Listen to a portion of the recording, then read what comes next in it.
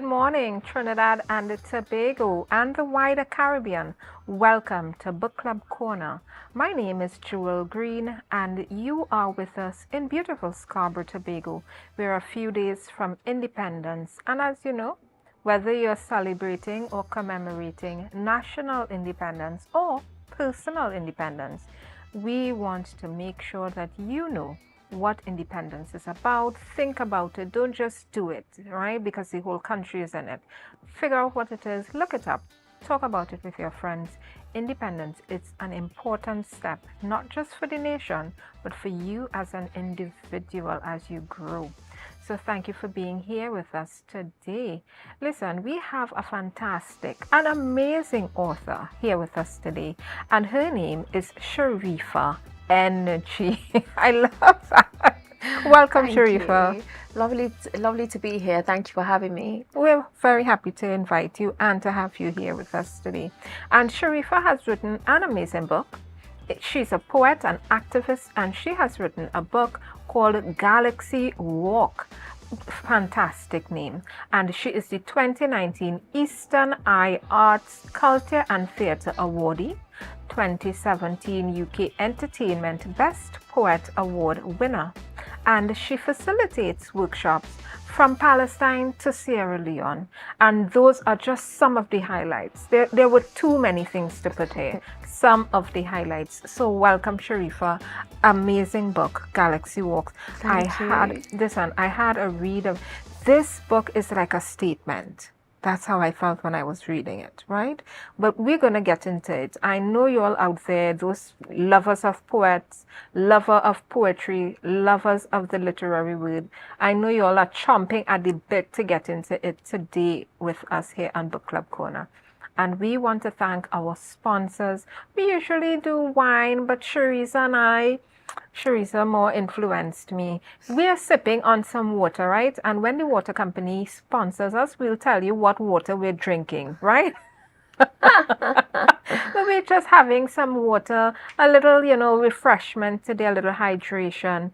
You must be hydrated. Those who are going on the parade ground for Independence Day, remember to walk with your water. But we're having a sip of water today, but we want to thank our sponsors, Jofield Wines and Eye for Design. Eye for Design gives us this wonderful centerpiece. It's usually fresh, but they gave me this one and I've held on to it. It is so pretty and useful. Thank you, Eye for Design, my good friend Neve, and Celeron Jofield Wines. Thank you so much for supporting the show. We support local here, and we're going on a quick break where they're going to be showing you some more local things. And when we come back, we're going to be getting into that book, Galaxy Walk, from Shareefa Energy. See you in a few minutes.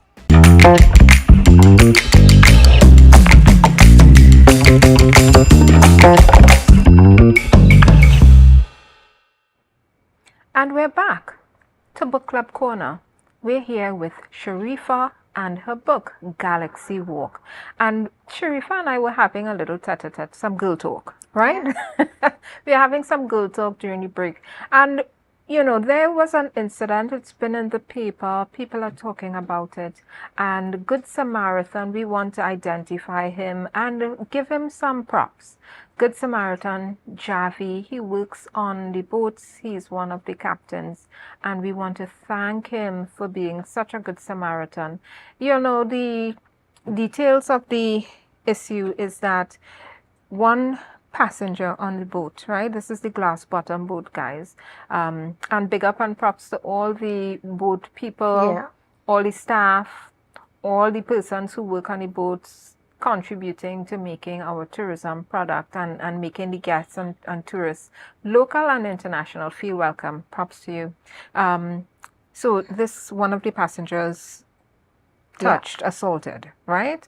One of the other passengers, a female passenger, and the captain stepped in to intervene and basically, I don't know what was said, right? So we're not going to get into that.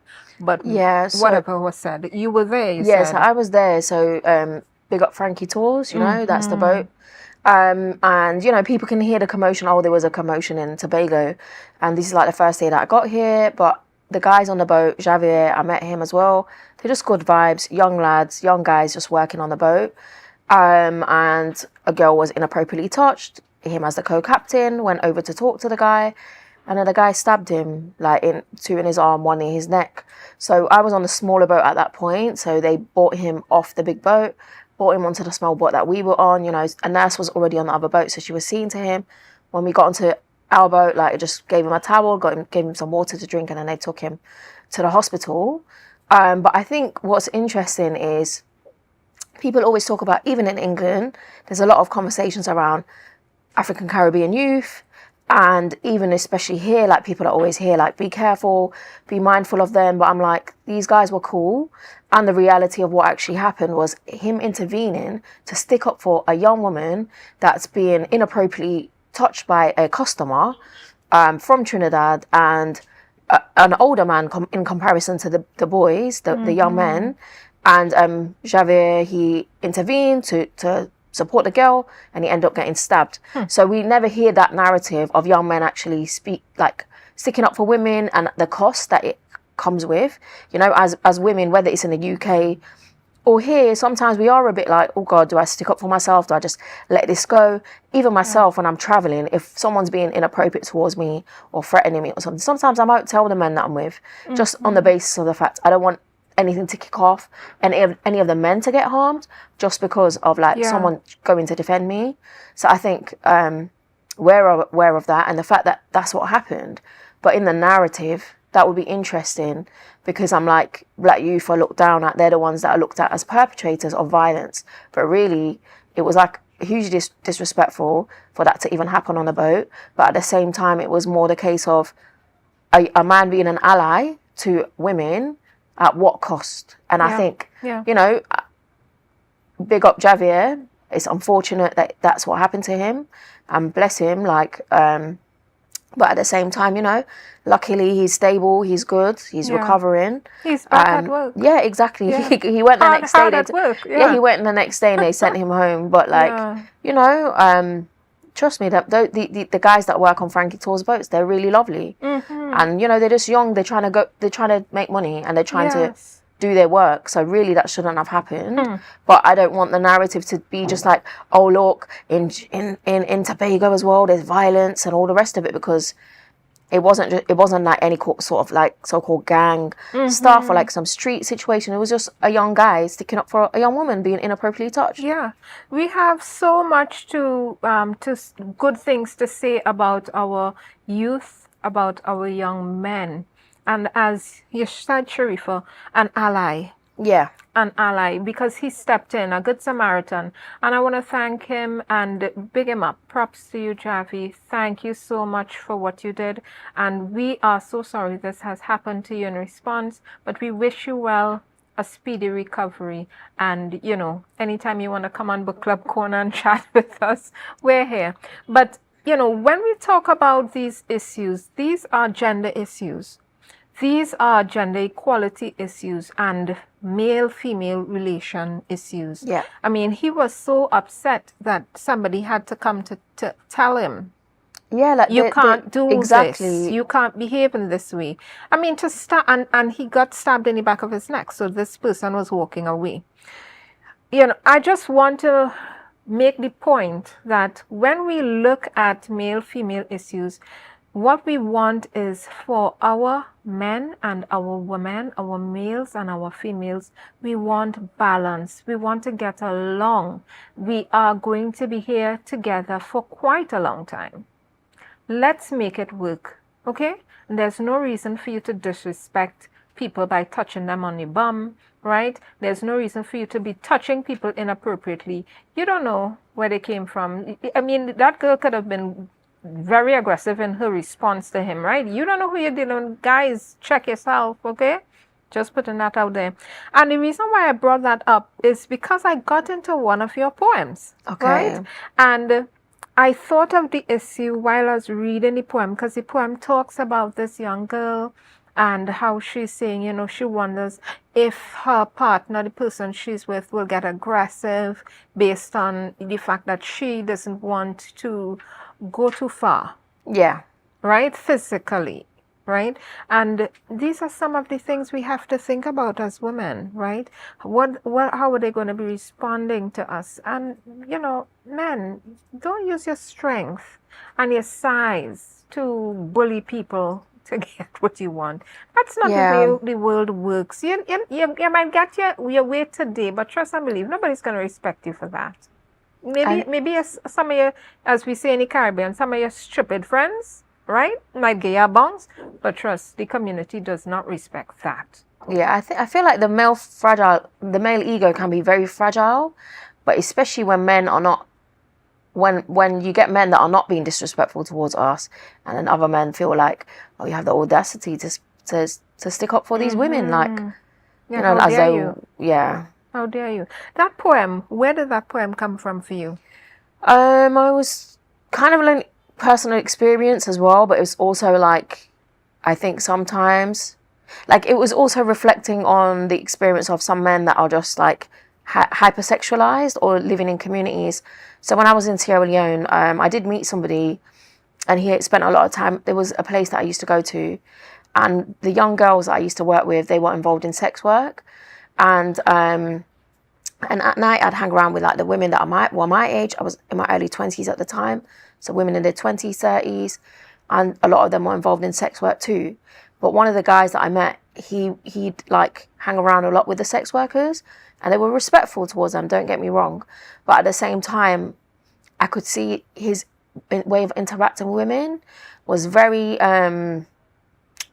bit forceful, not really having boundaries, not really understanding affection in the way that it could be, and very entitled, almost like expecting something just on that basis. And it was quite uncomfortable, but it also made me think about a broader level, because it's not just in Sierra Leone. I'm not going to try to paint, I even say in the poem about it's not only men with brown lips who face this ordeal, it's men with white skin who do the same thing too. You know what I mean? White men can be very scary. Even when I was in Sierra Leone, when I see the white men that worked in the independent mines, not in the independent mines, in the mining companies, some of them would be really disrespectful. Older men, if I'm just talking to the local men, they're my friends, I remember the one guy, Hassan, but there was like an elderly white man who worked there, and he just kept intervening in the conversation, like almost like, why you hang around with those Africans, you know what I mean? You should be hanging around with us. Because I'm from England. I'm like, are you mad? I'm in Sierra Leone. If I want to hang around with you, I'll come to a village in England. As we say, but it was just the disrespect. Yeah, but I think it's more just about boundaries. But I also feel, because I do workshops on consent, I actually have a one-woman spoken word play on consent. It's called Wombs Cry, which is going through like, I'm re-editing it. And I've done the play in like boys' schools in London, boys' football clubs in Leicester, at colleges and stuff as well, with like both, like all genders. And it's mainly on consent. But the reason why I did this is because I also felt a bit frustrated and upset about men not having boundaries, especially as a young woman. But I also felt like, but no one teaches boys what is a boundary. No one does that, even in the British education system. In England, no one's teaching the boys, by the way, this is inappropriate, don't touch the girl, don't approach somebody like this. So for me, it was like teaching young boys like what consent actually is, because I was like, as a young woman, I have to take responsibility. I can't wait for men to do this. I can't wait for the education system to do this work. We have to do it. So even then, it was opening up conversations, like having conversations with the young boys that were young footballers, to be like, what about slut shaming? What does that mean? Some of them be like, yeah, but she's wearing this though, and then we'd break it down, and I'd explain to them. I'd say, but even women that go for Hajj, Muslim women in full habaya, hijab, like even them, they get sexually assaulted or inappropriately touched in Saudi Arabia. Do you know what I mean? So or even in Egypt. Dress. This is what I'm saying. So people people make this assumption, if a girl's in like Batty Riders or I don't know, a bikini or something, she should be inappropriately touched because she's asking for it, and I don't agree with that. Of course not. So I think it's about us. I have when we talk about these issues of consent, boundaries, and you say we have to teach the young men about that, who taught us?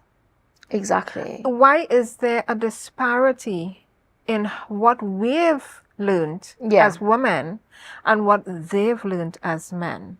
Why is there a disparity, and why do we now have to come to? Because I was not. Exactly. I would not walk around and grab men's behind. Right? Why is that? I know it's inappropriate. So how did I get that message, and not the males? And this is not. We're not bashing anybody, right? There are tons of appropriate, the boundaries, a lot of good men out there. Guys, we love you to death, but what we're talking about are the exceptions to the rules that make the experience not so pleasant, okay? 100%. And harmful. And that's what we're talking about. Yeah, like I think, boundaries for everybody, really, because I've seen, even we have to teach ourselves what people's boundaries are, especially if you're like on the spectrum or something like autistic. People don't know, and I understand that, but at the same time I'm like, just physical boundaries, other kind of things. Like I've seen in Ladbroke Grove in West London, I was with my friends, one of them, he's African Caribbean, and a white woman just went in and approached, she touched him in his crotch, and I was like, are you mad? Like, if that was a woman. Are you joking? And people laughed at me. I was like, that's not okay. No. How dare you? How dare you hypersexualize him to the point you think that's okay? I wasn't happy.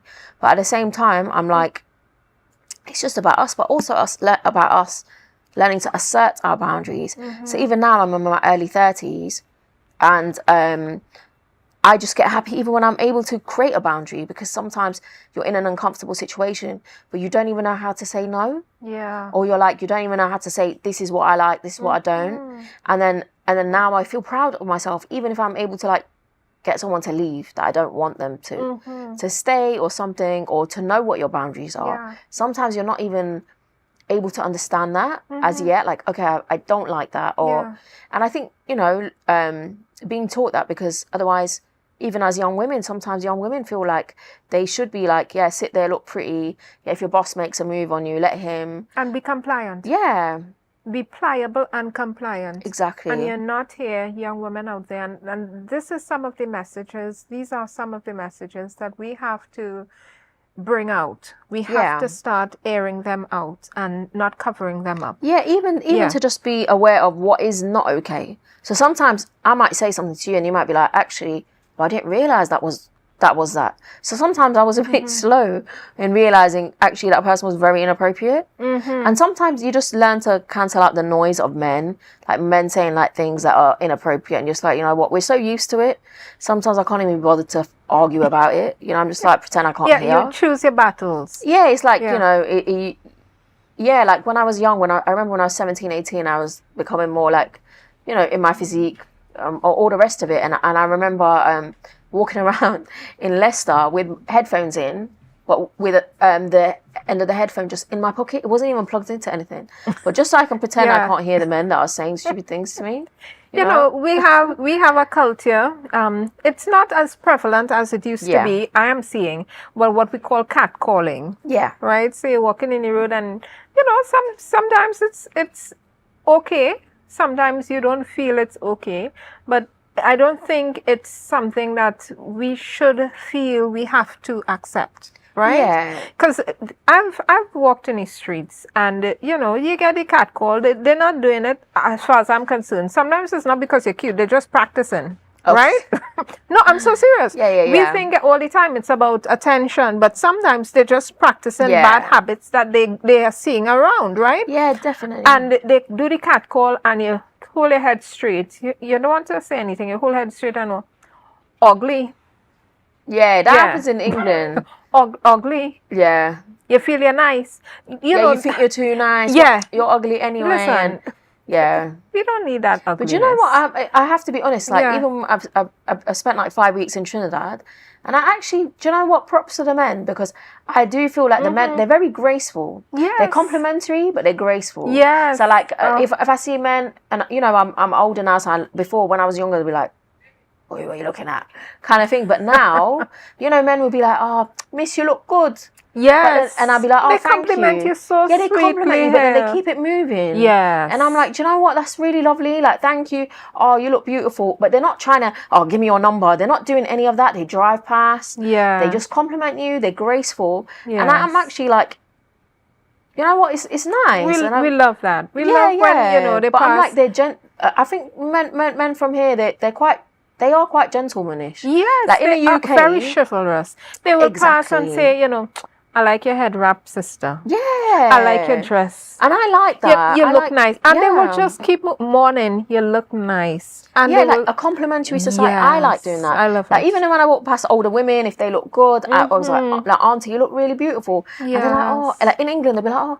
Like, you know, people don't know what to do with themselves, but I like to compliment people. Yeah. Like, I think it's a healthy society It to not be is. stingy with it. If I was looking at you, I'm just looking at you and not saying, "Oh, you know what, actually you look nice." Like, Yeah. I like that type Listen, of we're character. going on a quick break. On that note, we're heading to a quick break. And I just want to tell you, if you're on the streets today or even home with your family, your friends, compliment them. Tell them something good about themselves, right? They look nice. Let me help you with some compliments. You look nice. You smell nice. I like what you said. You know, that dish you made yesterday, it was really nice. That was very kind. Exactly. Yeah. You're a kind person. I really appreciate how you help and see about this family, right? Let's be a loving community. Let's take a page from Javi's book, Good Samaritan Who Stepped In, and let's be kind to each other. Let's be each other's keeper. As we go on the short break, Shareefa and I are going to be sipping and girl chatting, but we'll be back to continue talking about her book, her advocacy work, Galaxy Walk. See you in a few minutes.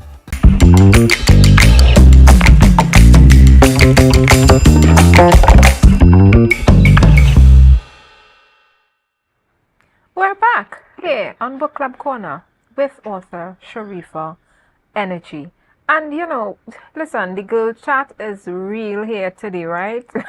I think we could feel the vibes. The girl chat is real here today. And Shareefa, I want to ask you, I want to get in your business. I like to mind your business. That's fine. What are you doing in Trinidad and Tobago, girl? So the reason why I came, firstly, my friend, she's like my auntie, basically. She's originally from Trinidad. So I've always felt like the culture's kind of been close just through her, and they're like my family.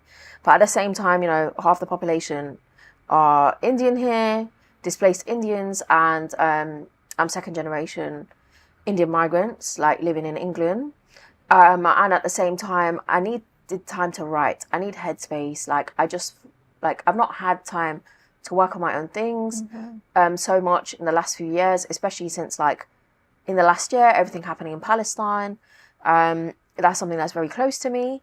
But at the same time, just in general, I don't get breathing space. I don't get time to work on my own stuff. It's always like, this is happening, someone's been arrested, go to the police station, do this, do that, organise against the Israeli drone factory in my city. And being an activist takes a lot of my time. So I don't ever have headspace just to write and focus. So for me, I wanted to be somewhere beautiful on an island and just have writing time as well as like swimming time, being in nature, some healing time for me to just focus and work on next things. Because otherwise, you know, my book, Galaxy Walk, came out end of 2019, just before the lockdown. But I'm like, it's coming up to 5 years. I need to work on other things. People want me to work on other stuff as well. But it's more the case sometimes I just don't get that time, and I'm like, I need to honor that. Like people are waiting for me to send them like a chapter or something. I need to do that, and this is a really beautiful space. And I think being away from home, you kind of have like the more of the eagle eye to just like observe stuff. So even now when we're having conversations, I'm able to connect it to other things. I'm able to think more about certain scenarios that's happened that I need to articulate to just bring more light and like try to create roots of certain topics and stuff. So yeah, I want writing time as well whilst I'm here. Listen, all the writers out there, Shareefa has come with a message, right? Get to Tobago. It's the perfect space Yeah. to write, to create, to be creative. There's a saying, being creative takes courage. And sometimes it takes courage for you to step away, for you to say, listen, I need a minute for myself. 100%. And I need to not just unplug, but I need to stop, right? I'm in the flow of this study, and I need to stop and just focus on writing. So if you're out there, if you're a writer, if you're in Tobago, listen, book a guest house, book a few days somewhere, and go up in the east, go Charlottesville, go Speyside. If you're from the east, come up in the west, book a few days, stay down in Crown Point, sequester yourself and write. Okay, we're just putting it out there. Tobago is such a beautiful space. Scarborough is so lovely. We have such wonderful beaches. If you're in Trinidad, come on over, right? Come on over and write. Be creative. Tobago is the exact space you want. It gives you that creative energy as It well. definitely is so stunning, and it just reminds you, like, I love nature. So even yesterday I was in the sea at Pigeon Point, and it got a little bit dark, and it was like raining, and then after that I saw a big pelican, and it was just coming towards us. I was like, wow, it's like the dragon. And I just feel like it reignites the wonder in you. Like, I feel like a child. I'm just like, oh my God, this is so cool. Wow, I want to see this, I want to see that. And then I see all the birds at sunset just coming over near the pier, climbing. And it just reminds me, like, you know, I've got a poem in here. It's about starlings and the murmurations and the way they all dance together at the piers in England, you know? Like in Brighton, it's stunning. Like, I was just like, wow. And I've got, and actually being able to have that time. And at the same time, I love nature. I love like forests. So I've spent time, like I spent 2 weeks in the Amazon in Venezuela, early 2018. So for me, it's like, it's next door, right? Yeah. So I was like, yeah. So I've been going hiking. I've been going to the waterfalls with trail seekers. Trinidad is a real place. Like, it's been beautiful.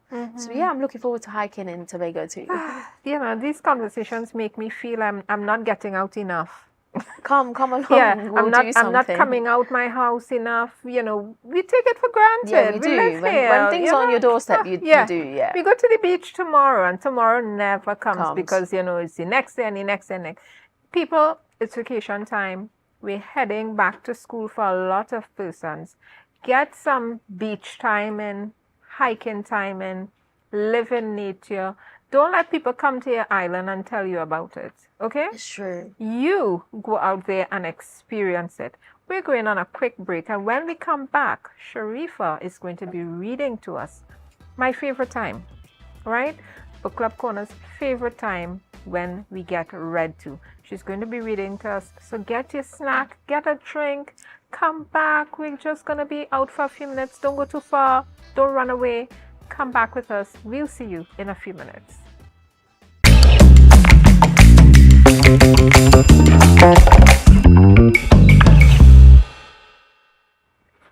Welcome back, people. Lovely people of Trinidad and Tobago, the Caribbean, Dominica, Curacao. Listen, wherever you may be viewing from, whether you're watching on Amplia 1 or 2, you're on YouTube, Tobago Updates, you're on Facebook, Tobago Updates, or you'll be viewing it on Book Club Corner's YouTube channel after today, we welcome you back to Book Club Corner. We're so happy to have you here with us. And my favorite time, Shareefa is going to be reading a poem that I got into from her book Galaxy Walk that I love. Right, so get comfy, guys. You know what it is. We don't have to tell you. And if you're new to Book Club Corner, find a nice comfy spot. She's going to be reading to us. We have water today, okay? We're not bibbing today. Take it away, Shareefa. Thank you. So this poem is called Has He Learnt to Make Love Yet? And this is the poem that you were referring to. She wonders if he ever met anyone with the patience to teach him. His love didn't need to be shown by digging nails and biting teeth, by leaving skin broken on the tip of a nipple. Not understanding all forms of touch do not equate to affection. A woman may want to hold and kiss you, but still say no. He spat out what it means. Recognizing the distance in his eyes scarred from war, orders received once by terrified child soldiers. His experience of intimacy to only occur with women who are sex workers, women deserving, the most sacred. while sleeping with women who desired him, no expenses. He'd lost all sense of innocence, of young men learning to touch, of young men learning to stroke a cheek without feeling the need to shove their tongue between gaps in closed teeth. She remembers hot tears, falling, eyes that cried from having to explain not wanting to go further, only desired minimal intimacy, a burdensome encounter, wondering if he learnt to be soft with his touch, if men thought aggression was sex, he ever learnt to make love. No suggestion that only those labelled as savages with brown lips face this ordeal. There are men with white skin who hypersexualize women. They've continued to move their hips. When a woman's laid limp, she counts seconds into minutes, impatient for his mission to end. How many have penetrated unaroused women, women who aren't ready yet, who need more than sexual frustration, who need to be listened to under heavy breaths?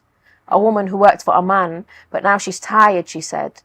Women who deserve more than death threats, who deserve autonomy, who deserve to hold a man without him twitching to get his stick in. Women who are deserving. Men deserve to experience a softer world, a world that said it's okay to feel butterflies where mouths collide with butter lips, where men are not desensitized, unafraid of locking fingers, stroking palms in admiration like excited children, where love is the goal, where selfish lust takes a back seat, where men have learnt to respect boundaries. Mm-hmm. Oh. Good stuff, people. Good stuff. I tell you, the imagery of what you say, men should feel comfortable in a world where you feel butterflies. You know that feeling when you meet your love and you're like, oh gosh, she's so cute. Yeah, like, oh gosh, he's so handsome. And you're feeling those butterflies. Yeah, like to be in love and not for it to just be like, yeah, I'm just going to do this and I'm not going to have respect for her. I'm going to keep it moving, you know? Yeah. I'm just like, there can be more beautiful scenarios. Like, it's okay to fall in love. It's okay to be loving. I love the imagery where you talked about the hands, touching of the hands, stroking of the palms. Yeah. You know, it's these little things that make being in love, falling in love. Even when it's your a sibling, right? Loving your family, right? Holding your mom's hand, holding your dad's hand as you cross the street. 100%. You know what I mean? Touching them on their shoulder. Yeah, definitely. You know, giving them a hug. Yeah, I feel like there's sometimes, like, I come from a family, we're not huggy. Mm-hmm. So I learnt that, Yeah. you know? I remember the first time, I used to hug my grandma. She'd go, yeah. Money cupboard, Sarah boyfriend chair. She means I know you've got a boyfriend. And I'll be like, oh my god, and you know, I'll be like, oh god. But like now, you know, I always hug my grandma, and you know, my family just a bit awkward. Like if I go to hug my sister, she'll just stand there. Same with my dad. Sometimes he goes to shake my hand. I said, what's this? A job interview? I'm your child. What are you doing? You know? And I was like, I have to teach them like how to be more warm or affection. Yeah. No, like physically, because I'm like, it's important. My love language, I love like hugs and love and affection, and you know, it's like if someone gives me a nice hug, I'm like, oh, you know, and I'm like, it's important for us to just learn that there's a kinder way. And I'm saying I understand some men, they don't know. Like I understand and I empathize. Some women exactly don't know how to just be soft, and this has nothing to do with the feminine. This has nothing. Softness and being kind and sweet has to do with humanity. 100%. Like I understand some people are neurodivergent, they're on the autism spectrum. Yeah, you need to be mindful of their boundaries. Like even me, I'm learning. One of my friends, she's always a bit like, oh, I don't do hugs. And we for us, we're like, oh, but we love you. But she's like, I don't do this. And even then it's like, okay, you have to learn that maybe sometimes some people don't want to be touched, and that's okay too. So I'm like, even as a friend, I'm not even talking about in a sexual, intimate way. I'm like, okay, how do you move around that? Because I'm someone, and even like my middle sister, 100% she's on the autism spectrum. Because I remember when we were children, I'd like go to hug her or like show her love, and she'd run away from me, and I used to get really upset. But as I'm older now, I'm like, the girl, she's on the autism spectrum, so physical touch is quite stressful. It's stressful for her. Like even my brother, even on Eid day, she'll run away from him if he tries to hug, and she'll be like, oh no, it's too much for me, and she gets stressed out. So I was like, okay, I understand sometimes some people have like, they're neurodivergent, they're on the autism spectrum, and we have to respect that too. Listen, sometimes a touch on the shoulder, a holding of the, it could be quick. How are you doing? Yeah. You know what I mean? We in the Caribbean, we know how to touch. You meet an older person, they'll give you a quick. Yeah. Let me pinch you. Chill Yeah, you, chill let me you. pinch you. Yeah. You know what I mean? It doesn't always be a hug, but sometimes, you know, that quick touch, that I am here. Yeah. How you doing? 100%. But even for You know, grounding, that's so nice. even for grounding, sometimes I need, like, I do it myself. Like, I will, like, hold my hand, my wrist, like, I need Yeah. to touch something. But sometimes even then, like, if I'm with someone, if I'm feeling a bit anxious, I need to hold your hand. Like, I need that little grounding moment. But yeah, even, I'm not going to lie, even me, sometimes I'm not that type of person. I remember one of my old best friends, she used to always want to, like, give me too much, like hold me, or like we were in Granada in Spain, and she was like, oh, this is such a romantic place, please hold my hand. I was like, please don't, you're making me feel more single than I am. You know. But she was like, no, please, I just want you to hold my hand, like it's so romantic. And it was too much for me, you know. So I was like, boundaries. Yeah. Boundaries, people. Yeah. We're talking about, you know, boundaries, love, good Samaritan, helping, being brothers, keepers, advocates. This is such a good conversation, I find, in especially where we are at in this society, talking about crime, looking at crime, dealing with crime. But what we also want to be looking at and focusing on is the good parts. Yeah. Right? The parts where people are kind to each other, where we are supporting each other, and we support local here on Book Club Corner. We read local, we drink local, right? Yeah. You all know me. I drink local, I read local, and it's not that we don't love the other books, but we want to make sure our local community feels the love. Charity begins where? At home. So come on, guys, if you don't platform your own community, who's going to platform them? When we talk about you know, community and advocacy, you do a lot of advocacy work. Yeah. So you've done some work with the Women of the World. Yeah. And that's WOW Global. Yeah, right? That's right. Tell us about this photo, this work that you're doing, and why is it meaningful to you? So this project was actually with the Brixton Youth Theatre in South London. So there were like young people. I did like poetry writing workshops with them, and then we got them to record in the studio. Some of them went away, created visuals, but then I rehearsed with them and got them to perform at the South Bank Centre. So that was actually a performance at the South Bank Centre. I performed alongside them, but it was just beautiful to encourage them. So that's the other thing sometimes, like my creativity's on a backbench because for me, like empowering other people to articulate their own stories. So even in there was girls that wanted to talk about being approached in London, in their school uniform by older men and all this kind of stuff, you know. So it's like supporting them to share their own stories. But you know, same thing. I've been to Palestine. I've done stuff with like the Freedom Theatre. I was their first. I performed at their first feminist theatre festival, and facilitated workshops with young people in the refugee camp that go through a lot of bereavement. And in Palestine, you know, there's no such thing as PTSD, post-traumatic stress disorder, because the trauma continues, you know? Yeah. So even then, working with some of the young people, so one of my young friends now, he's like my little brother now, but he used to come to my workshops, Jamal Abu Ja'as. I'm really proud of him. Like, he's facilitating workshops with the children and the young people in the camp now. And it's beautiful to just see, like, you know, each one teach one, what that can lead to. And the way the Freedom Theatre support their community to articulate themselves and be like involved in theatre is incredible. And you know, I just do a lot of different things. I work with so I get a lot of freelance work. People just book me. So I've done workshops in like prisons, like HMP Franklin Prison, which is like one of the worst prisons in the UK, immigration detention centres, when men or women are released from immigration detention centres, or prison, or women that have experienced domestic violence. So, and then when I go back to the UK, I'm going to do workshops with young people seeking refuge, young refugee communities and stuff. So for me, it's always like, how can we support people to articulate themselves and use poetry and storytelling and writing as a therapeutic tool? Yeah. You know? Listen, creativity, poetry, it's very cathartic. Writing. 100%. Whether you're doing prose or poetry, very cathartic. You know, when we talk about PTSD, I was reading an article, PTSD can be stored on your DNA. Yeah. So literally, another generation ahead of you may not have gone through the exact same thing as you. Yeah. But it's remembered in the DNA. 100%. They did an experiment with mice, and they shocked the mice every time they came to this particular spot.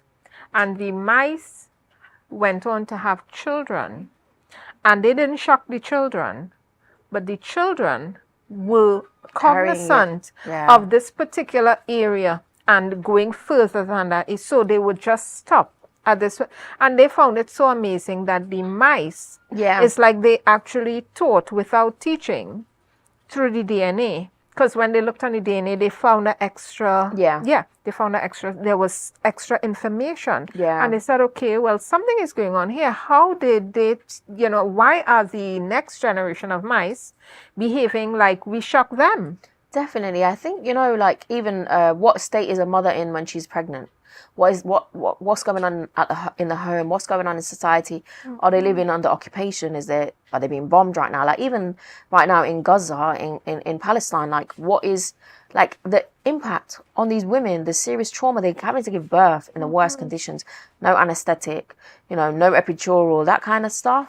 Well, it's so upsetting. For the Caribbean, our something relatable for us would be Haiti. Yeah, 100%. Haiti is having similar issues. Exactly. Refugees, they're moving from Haiti, heading to other islands. Looking for refuge. And, you know, coming from a Caribbean island like Trinidad and Tobago, where we probably would have experienced a coup, never. We had 2 coups, but you may have never experienced it, right? And it wasn't even that long. We don't have that in our DNA, that understanding of what that means. I caution us to be kind to our Haitian brothers and sisters in the Caribbean and our international brothers and sisters who may need our support. You know, we're coming into Independence Day on the 31st of August, and as we celebrate, commemorate that, let's remember to be kind to those who may not be experiencing independence right now. Right? Experiencing their own piece of hell wherever they may be. And let's be kind to them. We had our Venezuelan refugees coming in, very close by neighbors. Haiti is now going through it, have been going through it for quite some time, and we want to be mindful of it. If you don't know what I'm talking about, that's okay. Go look it up. There's tons of information on the internet, right? So get yourself educated, get yourself knowledgeable. As a Caribbean person, as a citizen of Trinidad and Tobago, heading into independence, let's understand what is happening, not just in the region, but across the world, right? Because what we're talking about is not just national issues, but international issues. These are humanitarian problems we are talking about, right? So we want to put that there. We're heading into the green room, right? Something a little lighter. We need it sometimes, right? A little sweet with the salt. And what does it mean to be a traditionally published author? That's what we're talking about today. So traditional publishers, they take on all the financial risk and pay the author upfront and advance. Royalties are paid in advance and they earn out. You will get some money, right? Authors don't pay to publish, but you invest in the marketing and pushing of your book. So that's what it means when people say I'm traditionally published. And we want to thank our part sponsors for the Green Room, and that is Mansa Enterprises, as well as Caribbean Book Marketing. Mansa Enterprises is a bookstore right there in Calder Hall, a new bookstore, and we want to thank them for sponsoring. And the Caribbean Book Marketing Hub, they have coming on stream an author directory. So if you're an author out there, please get in contact with Caribbean Book Marketing Hub and get yourself listed on that author directory. So if you're traditionally published, that means you got money to publish your book versus self-publishing where you would have paid. So what that means is that sometimes you get the opportunity to don't have to spend your money, right? How were you published? So this is actually with like a small indie publisher. So it's mainly, they didn't have that much money for like marketing, which I didn't realize, to be honest. But like they So they didn't really approach like big media, Guardian or whatever. So I had to do a lot of stuff independently. So the way that it works for me is they take like a small percentage. So I can order my books in bulk, and then I pay for the print and stuff. But it's almost like self-publishing in the way that they're that small. So next time I want to work with something like that, either they pay me to write. That's the idea. Yeah. You know, and to have a lot more support in terms of being out there, because like my book actually is the front of it. Benjamin Zephaniah, who's one of the biggest poets that came out of, well, originally like from the Caribbean basically, but like he passed away end of last year. He's from Birmingham, and he supported me, and he's amazing. You know, he's like, even in his book Life and Rhymes, you know, he's got pictures with like Peter Tosh, all these other people. And he supported me. So I was like, really, that should have got pushed a lot further. So I feel like sometimes you need to make that decision on like who's actually going to push you, rather than like having to do stuff yourself. Because otherwise, if I have to do all the legwork myself, it's not really pushing me to the stage that I need to be at. Yeah. So next time I want to work with a publisher that knows what they're doing a little bit more. You brought up such an important point. A lot of authors self-publish in the Caribbean, and what we have to understand is that if we're going to go the way of self-publishing, and the benefit of that is that you have 100% autonomy and control of the way it's published and your rights. Okay, so there is a benefit to being self-published, a big benefit. But there is also the issue of that marketing support after the book has been published.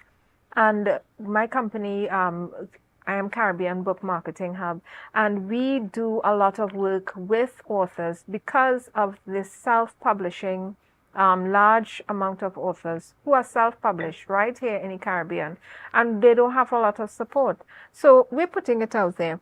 If you want to go the publishing route, think about whether you're going to be traditionally published or self-published. If traditional publishing is what you want, where they pay you, you may have to get an agent that will send out a query letter for you to the publishing houses so that they can hear about your book and be interested, tell you, you know, we're interested, we love your book, we're going to pay you to publish. Or you can self-publish and therefore, you know, take your time and pay for it. But be mindful, while you're writing, you should be figuring out, how am I going to be marketing my book? Where am I going to be marketing my book? Where's my book going to be placed? What bookstores can I get it in? What bookstores are open to local books and local authors? And once you have those things in mind, it won't be that hard. But as you're saying, it's a good bit of legwork, right? Yeah, that's why, to be honest, and I also think sometimes, let's not think small. So, you know, for me, I'm from a working class community.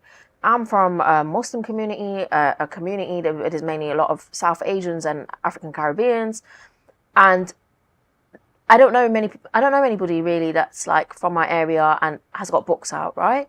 So for me, as soon as a publisher showed a bit of interest, I was like, yeah, amazing, I'll do it. Really, I should have done a bit more research on like marketing deals, publishing, what does it entail? I just went with whoever. I was just so excited that someone was interested in me. And really, there would have been bigger publishers that would be interested. So I should have gone with someone a lot bigger that's going to be proud that, oh my God, I'm working with you. Not just like, oh, we can make this much money because they're going to be one of our best sellers. So really have to look at it like, how can this work for both of us? And at the same time, you know, like thinking about how do you grow? Like, you know, I first started off just selling my neo soul and jazz spoken word EP in Camden, like just selling them on the street. So how do you do it whereby there's other people, like almost like an agent style, where they're like, you know what, you need to turn up to this interview, you need to go to talk to the person at the Guardian and they'll interview you, you know, and not have me having to do all the networking. I want to just write, you know. You know, ladies and gentlemen, we're out of time, but this conversation has been so informative, insightful. we've been able to bring forward some issues that a lot of persons are talking about right now. And we're so happy to have had Thank you, you so much. I really appreciate being here and, just inviting me and being such a nice vibe as well. I really appreciate it. Listen, come stay in Tobago. Bring your kids and caboodle. Move here. I tell people all the time, Tobago's beautiful, right? If you get here, stay here, and if you're from here, well, you should travel, but yeah, I'll just leave it at that. But we're so happy to have the opportunity to chat with authors here on Book Club Corner. And next week, we will have another opportunity to chat with another amazing author, and he is Kieran Isaac. We will have another fantastic author next week with us, and we want to welcome Kieran in advance because he's coming across from Trinidad to chat with us about his book. And if you're looking for us, Book Club Corner, we're on YouTube, we're on Facebook, we're on Twitter, Instagram, and you can also find all the Book Club Corner episodes as they are happening live on the Tobago Updates platforms. We want to thank you for sticking with us, for drinking with us, for chatting with us. Talk about these issues among with your friends, right? Don't let these issues die. Gender issues, nationalism, independence, refugees, women's rights, so many good things to talk about. Share this episode with your friend. You'll be able to find it on the Book Club Corner YouTube channel after today. So again, thank you, Shareefa. Cheers to you. Thank you so much. Cheers to you. Thank you for being here. And thank you, viewers, for being here with us on Book Club Corner. We'll see you again next week, Wednesday, when we chat with another local author.